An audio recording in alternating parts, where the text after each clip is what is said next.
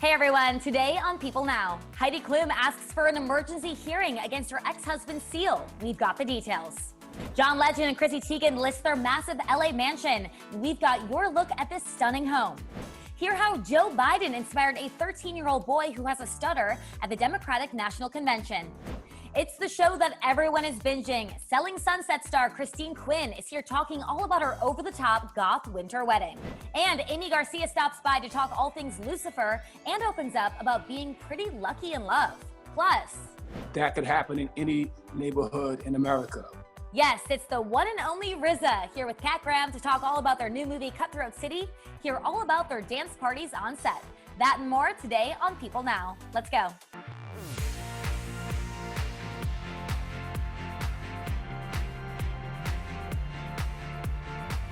Hey everyone, welcome to People Now. I'm Andrea Boehlke here in Wisconsin. Happy Friday, we made it. We have a really exciting show today. I got to talk to RZA, the legend RZA. He's on the show talking about his new movie, Cutthroat City, so that's later on. But first, here's what you need to know and what's trending for your Friday. We start with this. Lori Loughlin's husband, Mossimo Giannulli, has received a 5-month prison sentence for his role in the college admissions cheating scandal. He will also have to pay a $250,000 fine and serve 250 hours of community service.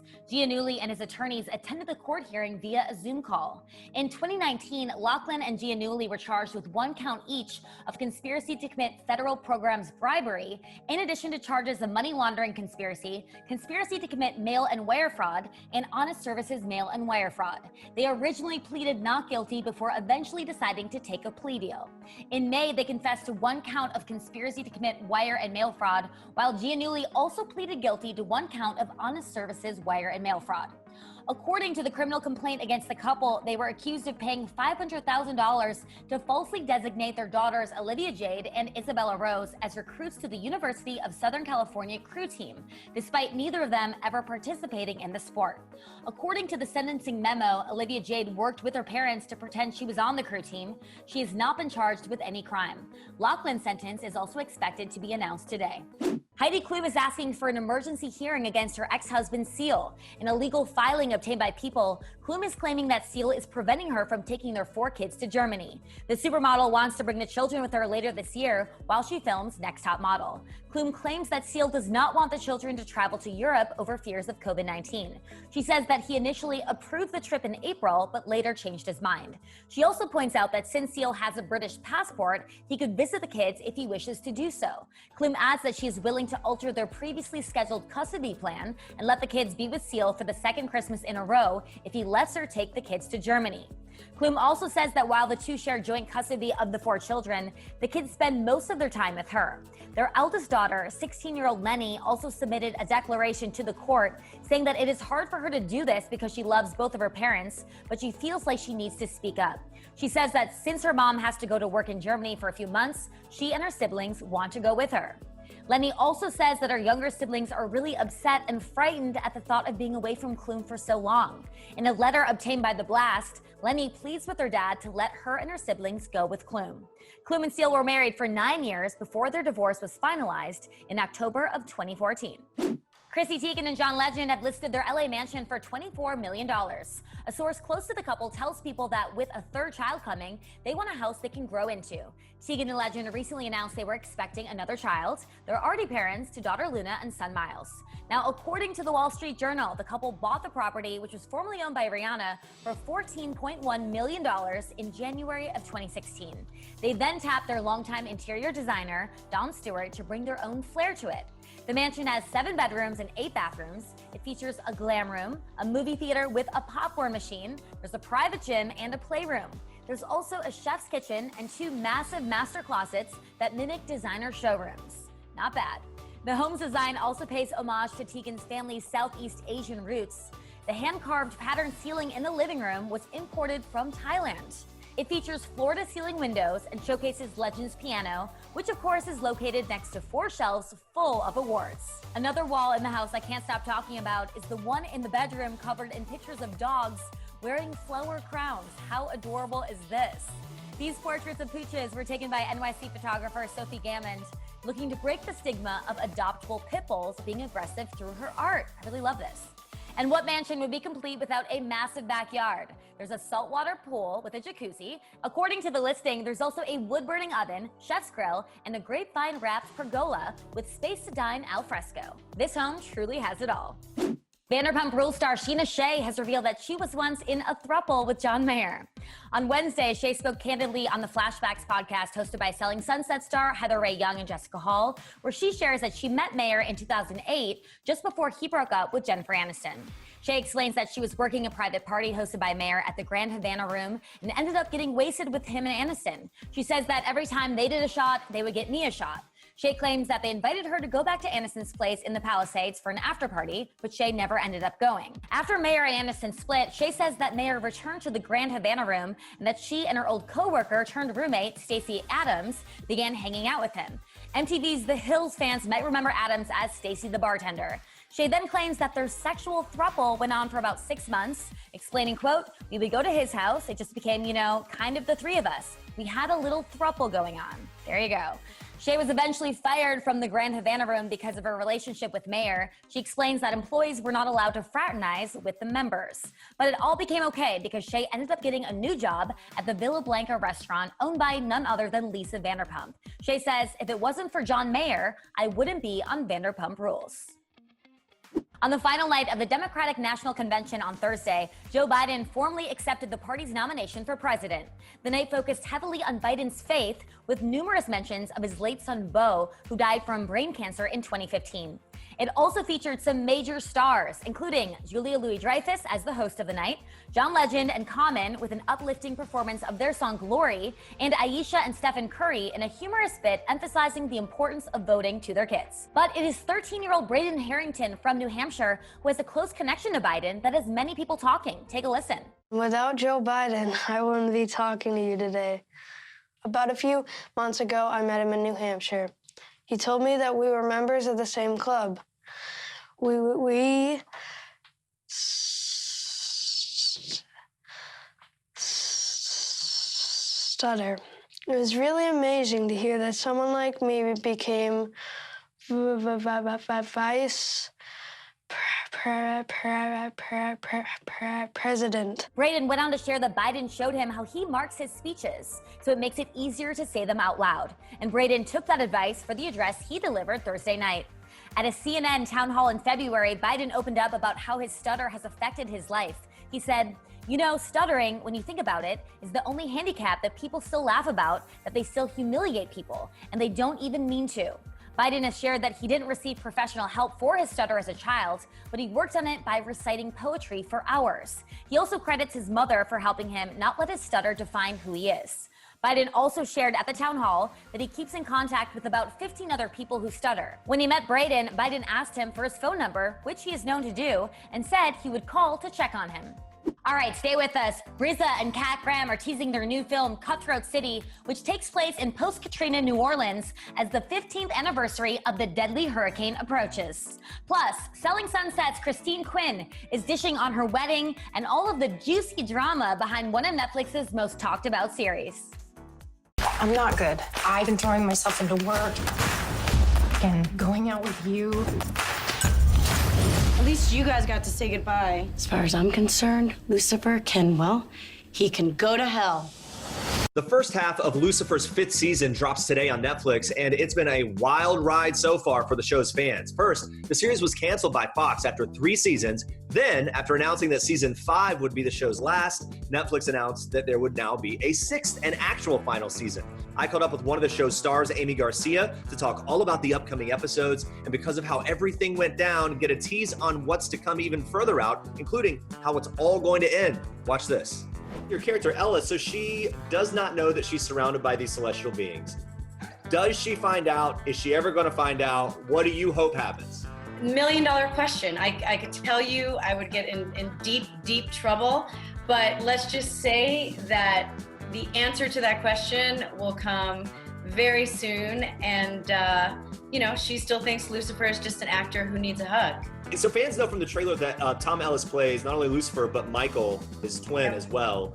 Was it kind of cool to see him dive into those different, opposing characteristics and characters? He is ridiculously talented. I mean, we wouldn't get this far without an incredible headliner. And he already has so much on his plate, right? He's running around with weapons. He's doing action. He's breaking your heart in dramatic scenes. He's being funny. He's driving this Corvette. He's being the cool guy. He's cracking jokes. He's like, singing, dancing. And now he's going to be our villain and our big bad. So to me, it's just such a testament to how talented he is. He was in a scene with himself and nailed it. I think people are going to be really impressed, and it's just a testament to how talented he is. The second half of the 5th season is going to have this musical episode.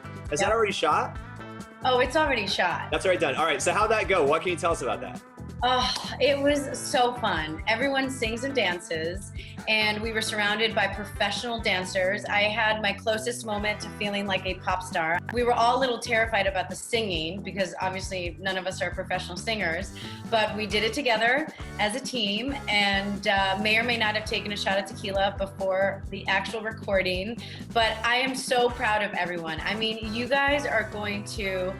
We literally used a camera that they used for NFL football games, and there's cranial shots and drones and it's just epic. Everyone did such a good job, and oh my gosh, this is crazy. Actually, this is a crazy story that I haven't told anyone. So here's your exclusive little nugget of crazy. Yes.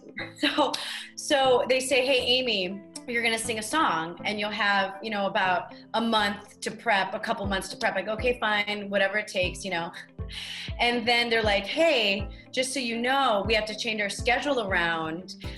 So we're actually moving that scene up a month in advance. So you're actually gonna be singing in 2 weeks. And then about 4 days before we shoot, they say, by the way, we didn't get the rights to that song. You have to sing a different song. Oh my gosh. Did you have a meltdown? I had a mini panic attack for sure, because you can't have, when it airs on Netflix, you can't be like, actor just learned song 4 days ago. You know what I mean? There's no one will know. And so I was a little bit on the edge, and Tom actually called and calmed me down, and he's like, you got this, you can do as many takes as you want, it'll be fine.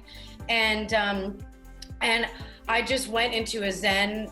By the way, you could do any, I felt like I conquered a fear, and it was a really good lesson that anyone can do it, and so I just breathed and did some yoga and meditated on it and reminded myself, this is fun, this is fun, this is fun. I get to sing, and it's not about me, it's about the scene. And then it was great. I did hear you say in a different interview that the finale for the first half of this season, you got to do things that you've never done before. That was maybe kind of scary for you. Obviously, we can't give anything away, but what can you tell us about how you pushed yourself and what you're able to do? Yes, Ella is like we all know, just an adorable goofball. And she gets to do, I think, one of the most serious and darkest scenes that the show has had. It's really uncomfortable to watch. A lot of the crew members were like, oh, that made me want to throw up. That was really disturbing. So it's really 180 from what we're used to seeing her do, which is going to be, I think, so fun for our viewers. It's completely unexpected, a total curveball, and you will see the lightest character in the darkest situation. It's a big cliffhanger, so it's Ella's big episode, which is the last episode of the first part of season 5. I understand that season 6 will end this with the finale will be the same as it was going to be for season 5, but just sort of with more expose on the characters and the story developing. So you obviously know how it ends, and you obviously cannot give that away. But ends to a series like this, the ending can be very polarizing for fans. How could you sum up what that experience is going to be like and how you think fans are going to feel when the show finally does it. Oh, I know, I've been on Dexter. I know about polarizing, season endings. So I've been stopped on the train before in New York where they're like, can I talk to you about the season finale of Dexter? I'm like, I didn't write it. I've got an issue to take before you get off the train. Yeah, literally. So I sit there on the train. I'm like, look, I think this is what the writers are thinking. I don't know. But so I think this is such a beloved show that, I hope that fans trust our writers. I can proudly say that Netflix has given us this opportunity because of the fans to, like you said, extrapolate the end and just dig deeper into it as opposed to completely changing it. So we're still gonna have this incredible ending to this beautiful story, but instead of just like a montage of each character, season 6 will allow each of those moments to be an episode in themselves and give fans, a little bit more. So it really is a love letter, I think, to the fans and saying, hey guys, if this quarantine thing lasts longer, here's some content just to kind of, bring this Lucifer family together for just a little bit longer. We'll be watching for that. We can't wait for that. You've got more going on. You're set to executive produce and star in a romantic comedy, Match Me If You Can, all about online dating. Tell me a little bit about that and what fans can expect. Yes, I'm really excited. Again, it's just a quirky romantic comedy about a computer programmer who ends up in this kangaroo court and ends up, finding her love that way. And it's been really fun. The other thing I've been doing during quarantine is just writing. I literally have just been writing the change I want to see, because when I was little, I didn't have a lot of people, who looked like me. So I was like, I'm just gonna hopefully make it different for the next generation and have like 9-year-old badasses and so I started a production company called Scrappy Heart because I feel like you can roll up your sleeves and do something about it. I love the name. It's great. Yeah, I mean, we literally are so scrappy. Like, we wrote the comic for the Glow show based on, the Netflix series. And I can say this now, but when we got the job, we didn't even know how to write a comic book. We literally DIY'd it and we Googled how to write a comic book. And then we figured it out, my writing partner, AJ Mendez and I. We just figured it out and we're like, you know what?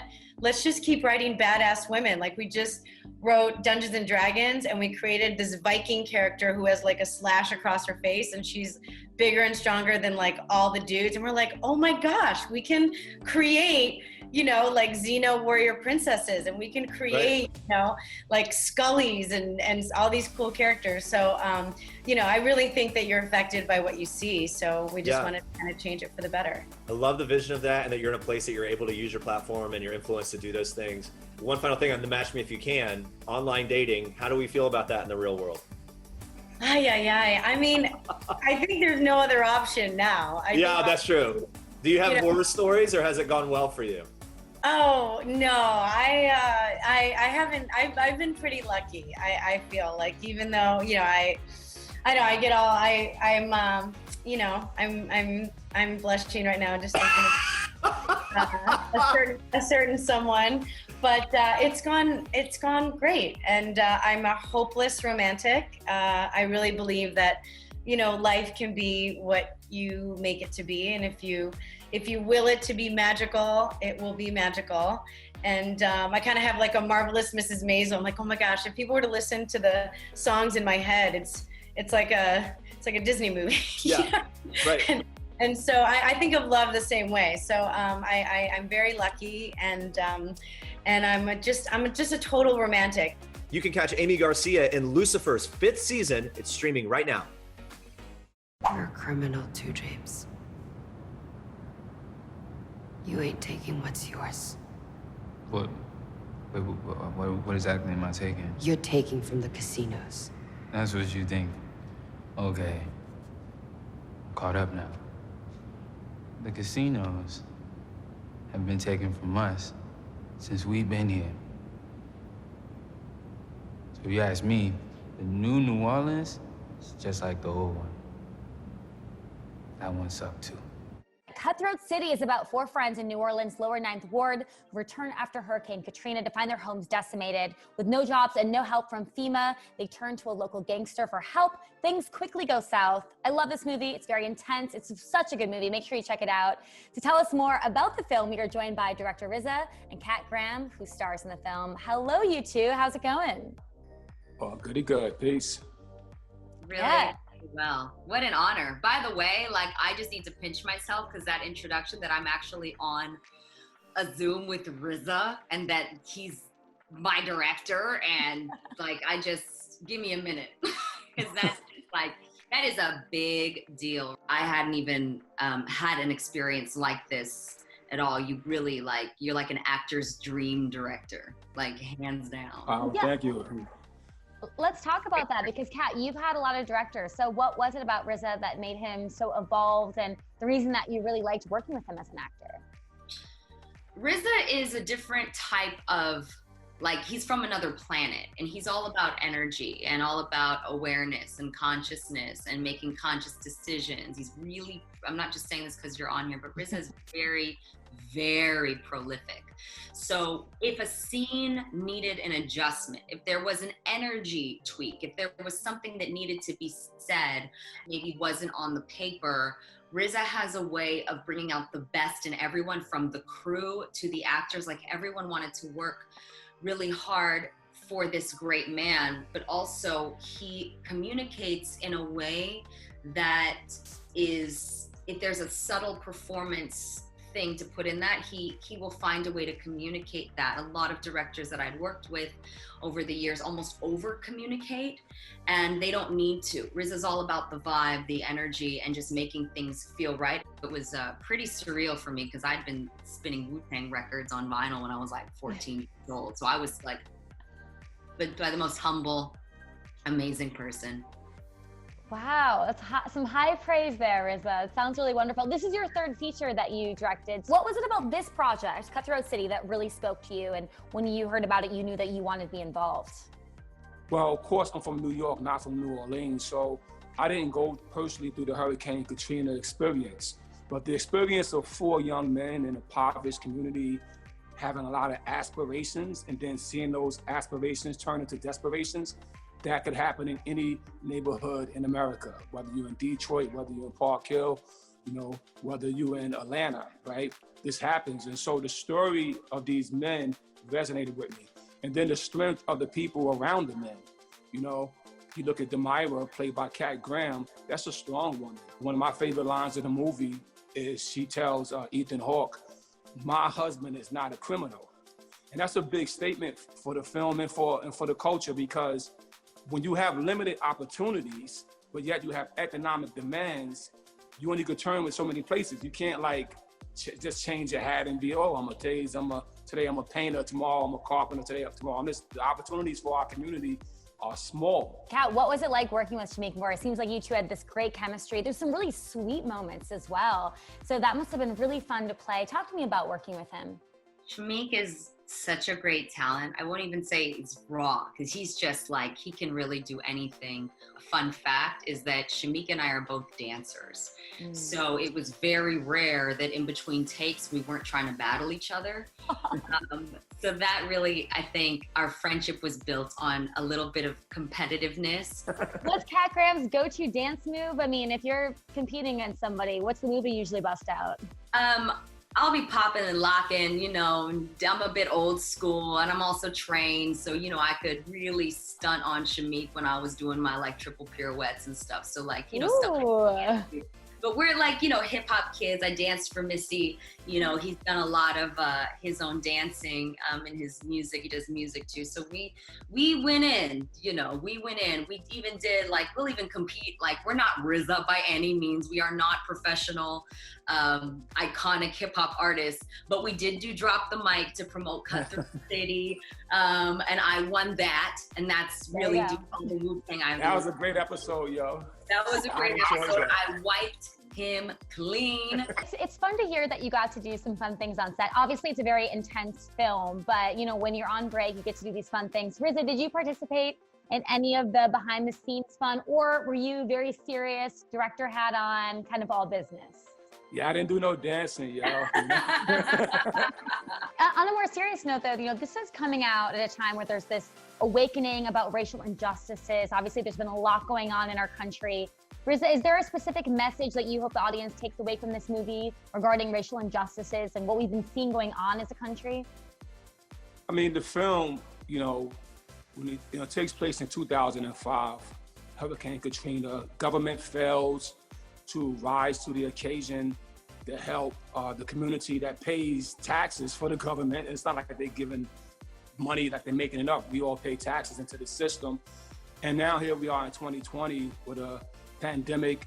And again, the government is failing to take care of the certain communities. And it's definitely sad and appalling.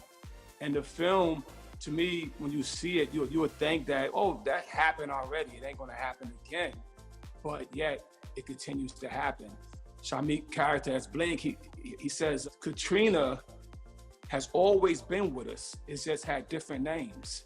And that's something to think about, Again, going back to the great cast that you have to bring this movie to life, T.I., Terrence Howard, it must have been such a joy to direct them. I mean, they both brought something to the table, I think, that really helped elevate the film. Terrence, it wasn't in the screenplay, the biblical quotes, but as the saint being called the saint and his layer being a church that he converted into criminal activities, we talked about, maybe when he speaks before he does something crazy, he used a biblical quote. And he really got a kick out of that. And as far as T.I. really impressed me. I mean, I'm a fan of T.I. I love his music. I love watching him in his early film, ATL, and I just, just dig him as an individual. But I think the gravity and weight that he brought to the character Cousin was more than I expected. Switching gears real quick here, let's talk about Wu-Tang and American Saga for a bit. Fans loved the first season. We're left wanting more. I mean, when can they expect to see season 2? Any news on when that would be coming and what we're gonna see? Yes, I'd also like to know that. Yeah, Pat also wants to know. As the president of the fan club. Don't have too much information. We just, everybody, production is of course prepping in this COVID times, and there's so many new rules and regulations that we all got to go through. So we just adjusting to that, and we think we'll have everything adjusted, by October, and get back in the water. I love it. All right, last thing. Riza, I heard about this recently, and I'm so glad that this is happening. You've joined forces with Good Humor Ice Creams to produce a new jingle for ice cream trucks. The old one had some racist history, which I feel a lot of people didn't even know about, so I'm glad that it's coming to light. So what did this opportunity mean to you? Well, a chance to help, or a chance to turn something that could be considered negative to be, like, you can never erase things, right? But you can definitely move things and replace it with something else. The best way I could put it is that at one point they would paint all the houses in all the schools with lead inside the paint. And nobody knew that the lead in the paint was just killing all of us, right? So eventually somebody discovered it and they removed the lead from the paint. So to me, this new jingle is removing the lead from the paint. You know what I mean? And now we could have something more healthy, something built on joy and love with an intention, right? Not something that's just taken and thrown in. I made the jingle with the strict intention of goodwill, joy, and love. And I really like the new jingle. I think it's such an upgrade. The old one was always like a little creepy. So all around, it's perfect. Riza and Kat, thank you so much for talking with me. I feel inspired talking to both of you because you're both so wonderful. And everyone, you can watch Cutthroat City. It's available August 21st. If you've been watching Netflix's Selling Sunset, then you definitely know Christine Quinn, the broker bringing the drama and high fashion to the forefront of the hit series. People's beauty and style director Andrea Laventhal caught up with Christine to talk about everything from her wedding to all that juicy behind-the-scenes drama. Take a look. What are you two girls getting into? This show has become like a huge, huge hit. Why do you think people are so obsessed with the show? I think people are so obsessed with the show because it's just this beautiful, glamorous, over-the-top life with house porn, on top of drama, on top of clothes, on top of beautiful women. I mean, I think there's so many great elements that make this show work, and people are just loving it. How do you think people love you so much? Like, you're kind of the star. Like, people are obsessed with like all things you. What do you think it is? I just feel like the reason, I don't know, people may think I'm the star is just because I'm very polarizing in my delivery and the things that I say. I don't filter myself intentionally, and I am very extra and over the top, and I love fashion, and I'm witty, and I'm funny, and I'm intelligent, and all these fun things that people are finally seeing, which is nice because I just want it to be more than, you know, that dumb blonde girl. So I'm happy that people are finally catching on. Will you tell me about your hair? Like, how do you have hair that long, thick, and can have a ponytail with butterflies in it? Well, this is all my hair, but the ponytails obviously are not. The ponytails are, you know, clip-ins and pieces and stuff like that. This is all yours. Yeah. Have you always had like mermaid Barbie hair? Yes, kind of. Yeah, I have. But I've also cut my hair really short. And I love playing with clip-ins and just making it really thick and extra. But I do take vitamins every day, and the vitamins that I use is not an ad because I reached out to them and they wouldn't send me anything. Yes. But I'll give you the lowdown. It's from Amazon and it's called Nutrafol, and it's great. You love Nutrafol. Yeah. Totally works. My glam takes a minimum of 2.5 hours, but more on the end of 3. Depending on the hairstyles that we do, sometimes a hairstyle in and out of itself can take 2 hours, depending on how extravagant it is. The look with chains took probably around 2 hours, but it's worth it. I would love to watch a reality show competition between you, Erica Jane, and Dorit. Oh my God. With like different glam challenges. Because like, of everyone on TV, you three really like deliver to us. Like, you know what we want, and you give the people some serious like entertainment with hair and makeup. And I'd like to see like a cage match of it. I love that because they're definitely my style icons, and I love watching the show, and I just tune in and see what they're wearing, and it's so fun for me. So to hear you say that, that's really flattering. Speaking of, where is your wedding dress right now? My wedding dress is still in the bag, crinkled up downstairs. What are you gonna do with it? That's a great question. Maybe when I build up my closet, I could just, you know, put it behind glass and kind of frame it really cute, just have it up as a design piece. Do you look back at the wedding, which, by the way, thank you for recognizing my sorrow about not seeing more of your wedding on TV. That was a huge missed opportunity. But like, you look back at it, and are you so happy with all the choices you made? You love the black dresses, wouldn't change anything? Or is there anything that you're like, wait, what was that? I honestly am thrilled with all the choices that I made at my wedding. I just feel like they were such bold, strong statements, and everything that I do, I was so happy with, and it was executed perfectly. And my vision just really just came out to play that night. I wouldn't change anything. What of like all the amazing things you had at the wedding, what are like the top 3 you wish that they had showed? Like that we could... My top favorite was me coming in on the horse carriage, and it was so gorgeous, and I wish they would have shown more of that, and even the horses going like, you know, like I would have died to see that. And then we also had a really great fabulous wall that we built out with all these slits, and people were behind the wall wearing Swarovski gloves, and they would pop out with black champagne and serve people, and it was really theatrically coordinated. We didn't even see that on the show. And then also, you know, the way that we shot my wedding, you don't really see how the transition works, but we, you know, got married, and it was an all-white Gothic winter wonderland, and then everyone went outside to cocktail hour, where we had our benches made of ice and ice thrones and ice luges and gargoyles and all this crazy stuff, and you don't really see a lot of that on the show.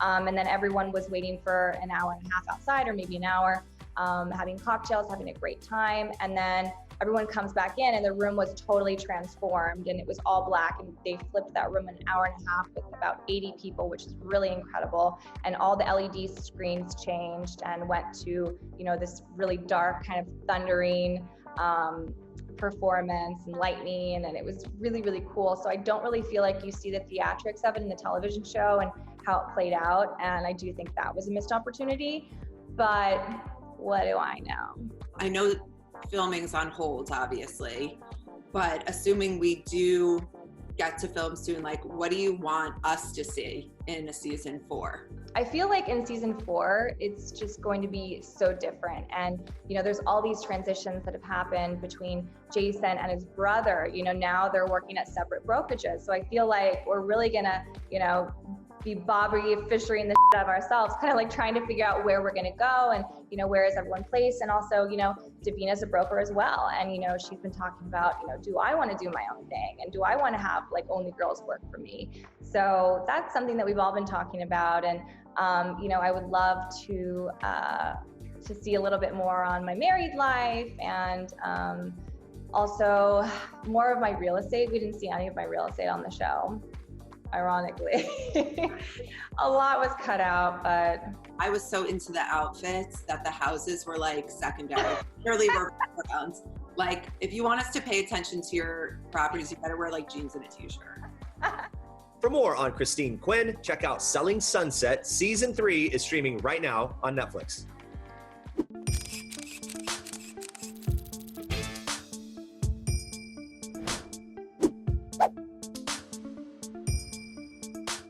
What's that book you've been reading about? It's about heroes who get to go on adventures, defeat the monsters, and save the day. Little boy from the south side of Chicago, the only tourist to get to do that. Based on the fantasy horror novel of the same name, Lovecraft Country follows Korean War vet Atticus as he road trips across 1950s Jim Crow America with his friend Letitia and his uncle George in search of his missing father. But their journey is not an easy one. The series is full of monsters, supernatural thrills, and the very real horrors of racism. This series is so compelling. It's a mix of drama, horror, fantasy, and reality all in one. I can't wait to watch it this weekend, cozying up in my favorite place in the house, this chair by Better Homes and Gardens. It's sold exclusively at Walmart. It's the perfect place to curl up in some yoga pants with a nice warm cup of tea to watch your favorite shows. So let's take another look at the show now. This story is about my father and the secret birthright that's been kept from us. You going after it. We're gonna need a car. You just gonna stand there, T? This is family business, and families stay together. Lovecraft Country is executive produced by famous storytellers like Misha Green, J.J. Abrams, and Jordan Peele. It follows Jordan's other horror hits Get Out and Us, which touch on similar themes. The 2016 novel of the same name really sets the tone. So if you're a fan of classic horror fiction, you're going to love this. And you can find me right here watching, probably with the lights on. And you can visit walmart.com/BHG for all of this and more fun home decor. We're honoring American geologist Catherine Sullivan in the latest episode of People and Katie Couric's #SeeHerStory. It's a weekly video series celebrating female trailblazers from the past 100 years. Sullivan has always been interested in science, even when she was in 2nd grade. When all the students got to pick any book to read, she chose one about rocket propulsion. She was later selected by NASA with 5 other women to become the first female astronauts. Sullivan made history again in 1984 as the first woman to complete a spacewalk, and later she helped deploy the Hubble Space Telescope. To this day, she continues her work to break the glass ceiling for women and girls. Take a look. After 3 shuttle missions and 532 hours in space, she left NASA to become the chief scientist at the National Oceanic and Atmospheric Administration, and became deeply involved in ocean conservation. It's not a postcard, and it's not just a pretty place to get your feet wet. The ocean is your life support system. She took those words to heart. She became the first woman to explore the Challenger Deep, the deepest known part of the ocean floor. Kathy Sullivan is making history. She is now the first person to visit both space and the deepest place in the ocean. Catherine Sullivan, an explorer always headed in a new direction. To see more on Catherine Sullivan and all of the #SeeHerStories episodes, you can head to people.com. All right, coming up next week, comedian Randy Rainbow is talking about his YouTube series and his new Emmy nomination. Plus, Ashley Tisdale is filling us in on her latest project, Frenchie, and her new film, Phineas and Ferb the movie, Candace Against the Universe. Thank you so much for watching. Have an amazing weekend, and we'll see you back here on Monday.